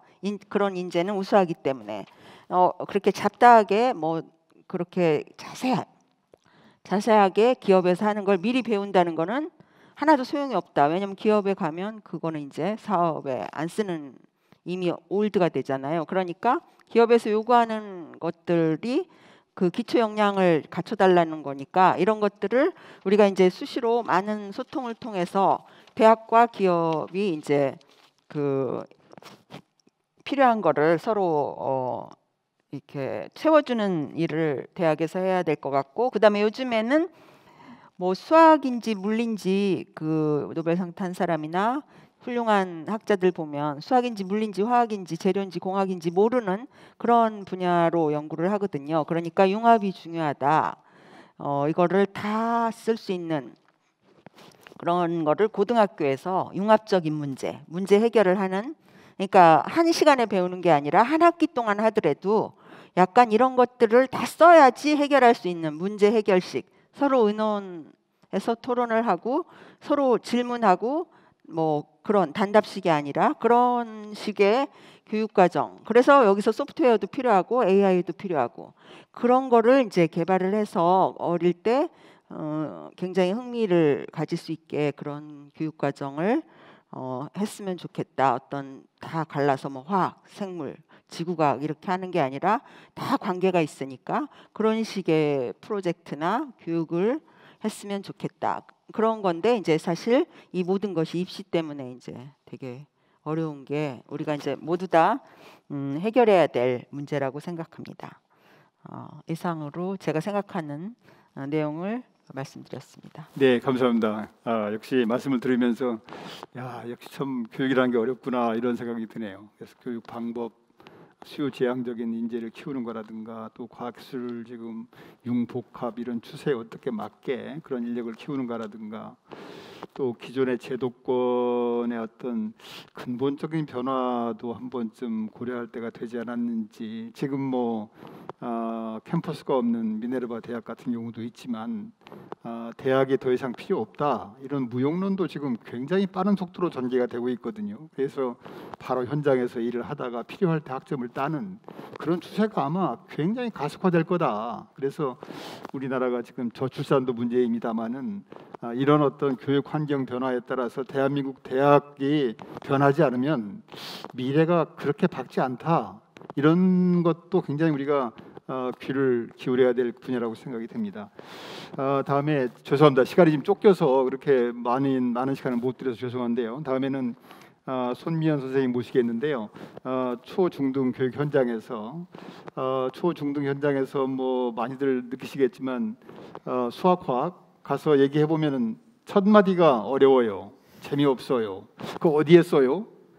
참 이 수포자 거포자가 많은 것 같아요. 그래서 이런 문제들을 어떻게 해야 되는 건지, 어디에 문제가 있는 건지, 그래서 이 교육 방법이라든가 인프라의 문제라든가 뭐 이런 좀 고충을 좀 말씀해 주시면 감사하겠습니다. 부탁합니다. 네, 안녕하세요. 저는 무학중학교 교사 손미현이라고 합니다. 오늘 주제가 미래세대 기초 핵심 역량 제고 방안인데요.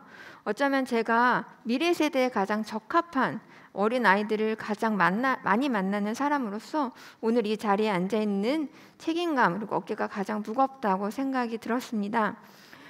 사실은 방금 원장님이 말씀해 주셨던 것처럼 학교에서 있는 많은 학생들이 수학과학을 매우 어려워하고 실제로 수학과학 교육이 많이 위축되어 있는 것도 사실입니다. 예를 들어서 정말 단편적인 예로 예전보다 과학에 대한 행사, 활동 이런 것도 굉장히 많이 줄었고요. 학교에서 느껴지는 정말 체감상의 예산도 굉장히 많이 줄었습니다. 그런데 굉장히 많은 분들이 공감하시는 것이 이렇게 과학교육이 위축된 것이 지금 한창 유행하고 있는 소프트웨어 교육이나 메이커 교육 이런 것들의 번창과 무관하지 않다는 것입니다. 즉 어찌 보면 하나의 파일을 나눠 먹게 하는 방식으로 이루어져 있기 때문에 서로가 서로한테 시너지를 서로 주지 못하고 약간은 배척하는 느낌이 들 정도의 그런 분위기가 형성이 될 수도 있다는 게 가장 우려가 되는 점이라고 생각을 합니다. 실제로 되게 아이러니한 상황이라고 할 수가 없습니다. 왜냐하면 현실 사회에서는 과학기술이라고 하는 게 저희가 과학점 기술, 과학과 기술인지 이런 것들을 고민하지 않고 누구나 과학기술이라는 말 한마디에 우리는 잠정적으로 어떤 조작적으로 정의를 할 수 있을 만큼 굉장히 뚜렷한 무언가를 생각하고 있습니다.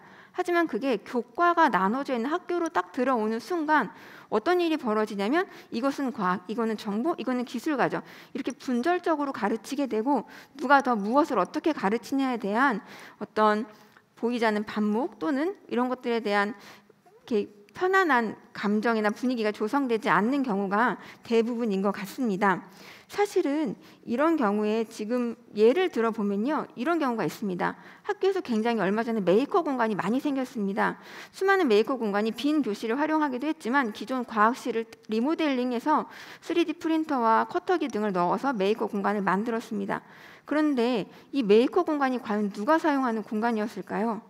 결과적으로는 3D 프린터와 커터기 같이 굉장히 낯선 어색한 도구들을 사용할 줄 아는 선생님들이 그 공간을 쓰셨고 그분들이 떠나고 전근을 가시는 순간 그 공간은 다시 먼지 쌓인 공간, 빈 공간으로 되었습니다. 그러면 선생님들은 이렇게 말하십니다. 멀쩡한 과학실 왜 저렇게 고쳐서 아무도 안 쓰게 만드냐고. 이건 사실은 굉장히 어폐가 있는 이야기인 것 같습니다. 사실 제가 주장하고 싶은 것은 이런 특별실 만들지 말자는 얘기도 아니고요. 그 다음 과학실 만들지 말자는 얘기도 아닙니다. 각 과목의 특성이 있기 때문에 그 과목에서 필요한 공간은 무조건 필요하다고 생각합니다. 과학의 습식 실험실, 기술의 목공실 당연히 필요한 공간인데요. 제가 생각하는 것은 아까 송진훈 교수님께서도 말씀해 주셨듯이 청담여중의 사례에서 그런 소프트웨어 기기, IT 기기가 굉장히 갖추어진 것이 그들의 역량을 함양시키는 데 굉장히 큰 요인이 되었다라고 말씀을 해주셨거든요. 저는 사실은 기술, 정보, 이런 과학, 이런 것들이 정말 현실 세계에서 융합돼서 같이 시너지를 일으키는 것처럼 학교에서도 그것을 똑같이 경험해 볼 수 있도록 그런 것들이 경험할 수 있는, 시뮬레이션 할 수 있는 공간이 마련되어졌으면 하는 바람입니다. 그래서 어찌 보면 분과적이 아니라 같이 통합적이고 융합적으로 무언가 문제를 해결할 수 있는 공간, 그런 공간의 혁신이 필요하다고 생각합니다. 사실은 창의융합형 과학실이라는 것이 이미 만들어져 있기는 합니다.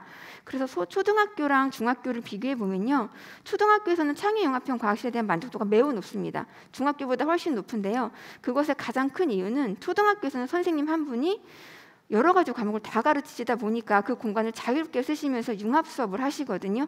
그런데 중학교로 오는 순간 창의융합의 방점이 맞추는 게 아니라 창의융합형 과학실의 방점이 맞추게 됩니다. 그럼 결과적으로 다시 과학 수업으로 회귀하는 경우가 생기거든요.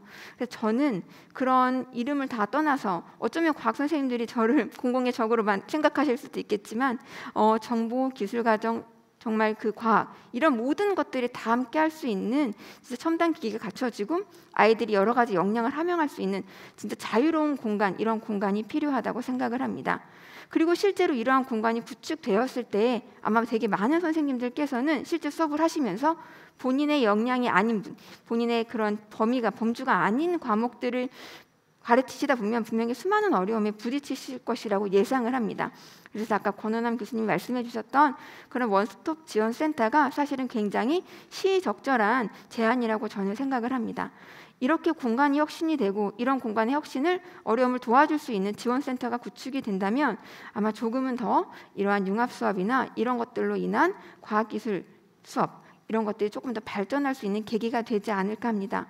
하지만 공간도 되고 이런 지원센터도 있지만 가장 중요한 핵심이 빠져서는 안 된다고 생각합니다. 그게 바로 누가 무엇을 가르치냐인데요. 그게 교육의 가장 큰 목표이자 주축인 것 같습니다. 과연 무엇을 가르치느냐, 이것의 문제인데요. 많은 분들이 교육과정을 떠올리실 것 같습니다. 현재 2015 개정 교육과정을 저희가 지금 학교에서는 적용을 하고 있고요. 2015 개정 교육과정은 역량을 강조한 교육과정으로 지난 2009 교육과정과 비교되고 있습니다. 실제로 교육과정 서술어를 보면 굉장히 역량을 강조할 수 있도록 땡땡땡을 설명할 수 있다, 보일의 법칙을 발표할 수 있다, 이런 식으로 약간의 서술어들을 통해서 실제로 그것들이 교과서로 구현되면서 아이들한테 의사소통 역량을 많이 키우라고 강조를 하고 있습니다. 그런데 현장에서는 사실 이 부분에 의문이 생깁니다. 과연 실험을 하고 발표만 시키면 아이들의 의사소통 역량이 늘어날 것인가라는 문제인데요. 그 이유는 선생님들은 역시 마찬가지로 이렇게 발표 수업을 활발하게 또는 발표 수업을 단계적으로 교육받은 적도 경험한 적도 없으십니다. 단지 교과서에 나와 있는 그 텍스트 그대로 그냥 아이들을 순서대로 발표시키는 수업을 진행을 하고 계시는데요. 사실 이것은 아까 앞서도 얘기가 나왔지만 이것은 교사들이 주도적으로 수업을 할 수밖에 없는 상황으로 연결되는 것 같습니다.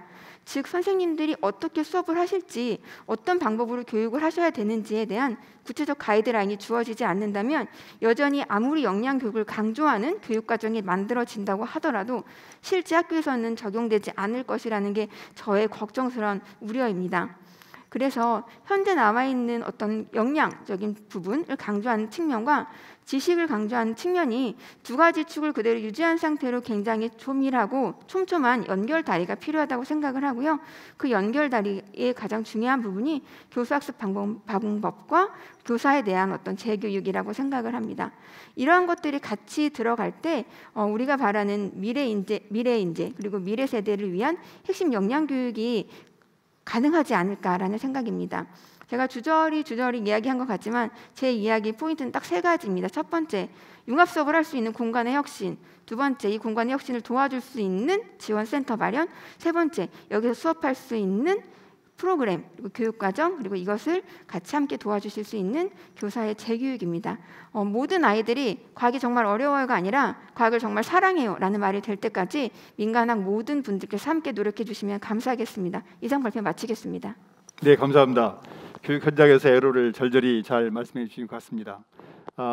지금 저는 지금 말씀해 주신 것 중에서 선생님들을 돕는 인프라가 대폭 좀 보강이 되면 좋겠다. 그러니까 지금 다행히도 이제 코로나19 팬데믹이 가져온 것 중에 하나가 이 온택트, 디지털 트랜스포메이션 이런 것들이 아마 아까 우리 기본계획 안에도 그런 것들이 들어있는 것 같은데요. 이 AR, VR, 뭐 AI 기반의 어떤 플랫폼, 그러니까 선생님들이 마음대로 활용할 수 있는 뭐 그런 것들이 좀 충분히 좀 뒷받침이 돼서 선생님들을 좀 도우면 어떻겠는가. 우리가 흔히 얘기하는 그 하이브리드라든가 브랜디드 러닝이라든가, 그래서 온라인과 오프라인을 절묘하게 접목해서 현장에서 겪는 애로를 극복할 수 있도록 좀 도왔으면 좋겠다, 그렇게 생각이 됩니다. 지금 시간이 좀 지났는데 한 10분 더 쓸 수 있나요? 조금만요. 네, 그래서 괜찮으시면 지금 현장에서 들어온 의견들이 몇 개 있어서요. 그걸 말씀을 드리고 나서 오늘 아까 발제해 주신 권 교수님, 송 교수님께서 거기에 대해서 좀 그걸 포함해서 오늘 패널 분께서 말씀해 주신 것 중에 대해서는 답변을 주시면 좋겠고요. 또 혹시 시간이 조금 되면은 마지막으로 하실 분들이 있으면 좀 부탁드리겠습니다. 오늘 그 사전에 질문 리스트나 지금 온라인으로 들어와 있는 질문을 보면은 첫 번째가 왜 수학 과학 교육을 해야 되나요? 어떻게 하면 흥미 동기 유발을 할 수 있나요? 아까 아마 대부분 답변이 되신 것 같습니다. 두 번째는 전반적으로 우리나라의 기초과학 인재 수준을 높일 수 있는 방안이 뭘까요? 이것도 아마 너무 큰 주제라서 이미 다 소화가 된 걸로 생각이 되고 있고요. 두 가지 정도가 더 있는데요. 하나가 이제 최근에 그 디지털 환경 변화에 따라서 그 세대 간 빈부 간 격차, 디바이드 문제라든가, 또는 뭐 교육 방법, 선생님들이 우수하시긴 한데 최신 기법에 좀 익숙하지 못하신 그런 부분들을 어떻게 도와드릴 수 있는지, 또 인프라는 어떻게 해야 되는 건지, 그 다음에 이제 디지털 환경 변화에 따른 컨텐츠를 어떻게 우리가 많이 확보를 해서 제공을 해야 되는 건지. 그러니까 디지털 전환에 따른 어떤 대안, 코딩 교육이라든가 이런 부분에 대한 질문이 계셨고요. 또 한 가지는 오늘 또 이제 발제나 토론에서 이렇게 좀 믹스업돼 있는데요. 엘리트 교육과 보편 교육 투 트랙으로 가야 되는 게 아니냐. 굳이 뭐 과학자가 될 사람 학생들도 아닌데 그렇게 어려운 수학과학을 시켜야 되느냐. 그래서 엘리트 교육과 보편 교육으로 좀 구분해서 투 트랙으로 가야 된다고 보는데 어떻게 생각하시는지, 그 두 가지 질문이 아마 조금 좀 답변이 가능할 질문 같습니다. 그래서 디지털 환경 변화에 따라서 어떻게 디바이드 문제나 교육 방법이나 컨텐츠 개발이나 코딩 교육이나 이런 부분을 어떻게 할 것인지, 또 그 투 트랙 교육 시스템에 대해서는 어떻게 생각하시는지 좀 말씀을 해주시면 감사하겠네요. 어떻게 권 교수님, 송 교수님부터 하시겠습니까? 예, 네, 간단하게 말씀해 제가 주시면. 짧게만 그 두 네. 가지 마지막 하신 것 답변을 저의 의견을 드리면은 소위 그 디지털 변환에 따른 여러 가지 이 차별, 그걸 어떻게 극복할 거냐라고 하는 문제는 굉장히 심각한 문제인 것 같습니다.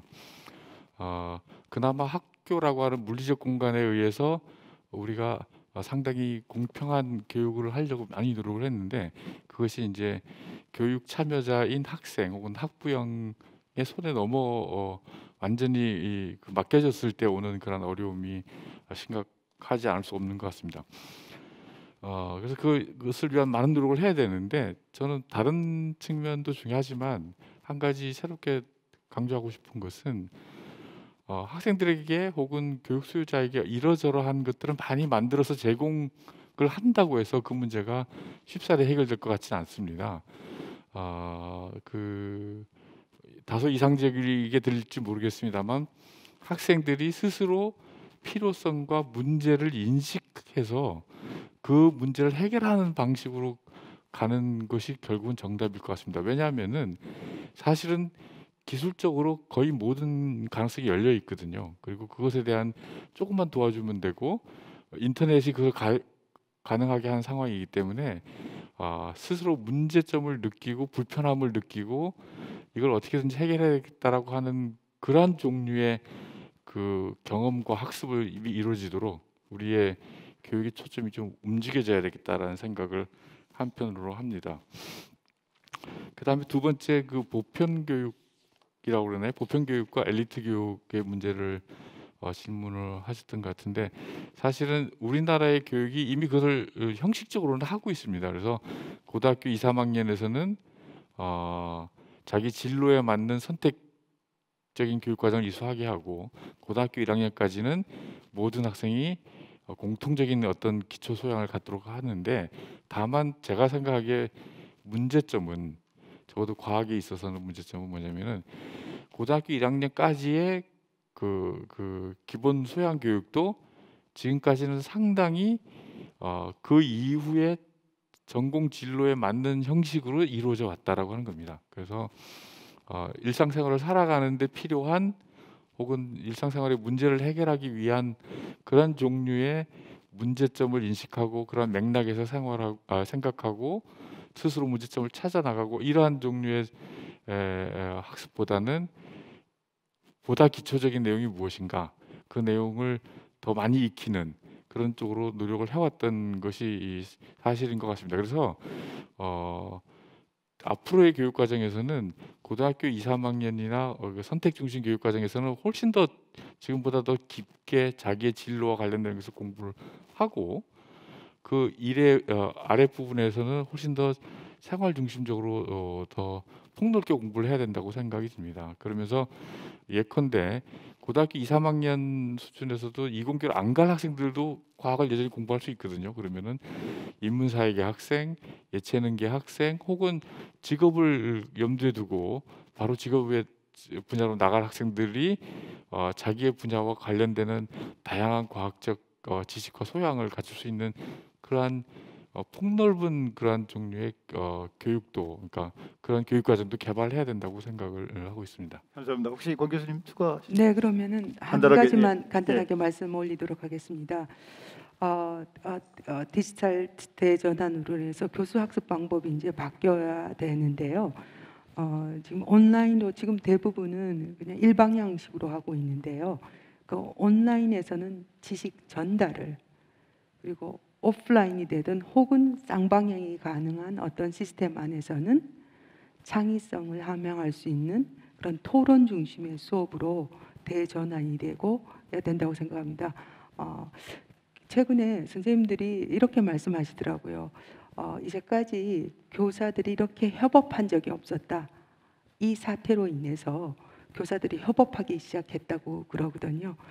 그래서 아마 우리가 더 선생님들이 더 열심히 협업하고 하면 이 교수학습 방법에 이제까지 해오고 있던 플립드 러닝 방법을 이 블렌디드 러닝 방법에 적용을 하면 교육의 어떤 본질을 찾아가는 한 방법이 되지 않을까 생각을 합니다. 네, 감사합니다. 시간을 많이 못 드려 죄송합니다. 혹시 오늘 패널 분들 중에서 꼭 한마디 하셔야 되겠다 말씀이 계시나요? 아니 죄송합니다. 오늘 시간이 너무 이게 지금 지연돼서 그래서 아마 하실 말씀들이 많을 것 같아요. 교육 문제는 워낙 뭐 밤새워 토론해도 시간이 없는 그런 주제이긴 합니다만은 아무튼 오늘 우리 미래 주역인 청소년들이 수학 과학에 대해서 관심을 많이 가지고 또 그중에 우수한 학생들이 과학계에 진출을 해서 세계적인 과학자로 발돋움할 수 있는 그런 기본 계획이 잘 만들어져서 정책적으로 추진되기를 기원드리겠습니다. 이상으로 오늘 패널 토론을 마치고요. 마무리를 사회자에게 넘기겠습니다. 부탁드리겠습니다. 네, 오늘 포럼에서 발표해 주시고 토론해 주신 분들께 감사드립니다. 특히 온라인상에서 많은 관심을 보여주시고 질문해 주신 분들께도 대단히 감사드립니다. 오늘 포럼 전체 영상은 유튜브, 카카오TV, 네이버TV에서 다시 보실 수 있습니다. 지난 회차를 포함해 다시 보기에도 많은 관심과 시청 부탁드리겠습니다. 이상으로 과학기술인재 온라인 포럼 급변하는 미래 과학기술인재 육성 방안 중 마지막으로 미래세대 기초핵심 역량 제고 방안을 주제로 논의한 제3회 포럼을 모두 마치겠습니다. 향후 본 포럼에서 논의된 주요 의견을 수렴해 수립될 제4차 과학기술인재 육성 지원 기본계획에 대해서도 지속적으로 많은 관심 부탁드립니다. 감사합니다.